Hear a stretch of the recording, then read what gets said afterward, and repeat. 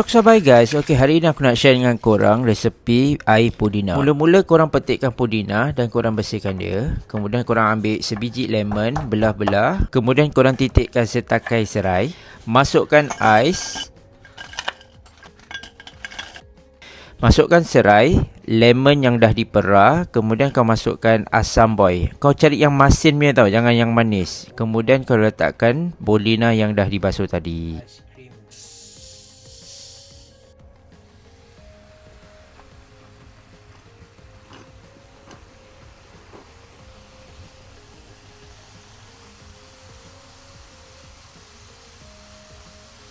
Aku memang sengaja diamkan. Korang tengok apa tu kan. Okay, so dah siap lah kejadian air pudina kita. Ini kalau minum lepas buka ni, astagfirullahalazim. Okay, senang saja resepi hari ini. Untuk air korang boleh cuba try. Ini sesuai untuk kita berbuka puasa dan juga nanti bila tiba hari raya. Alright, selamat mencuba and see you in the next video. Bye.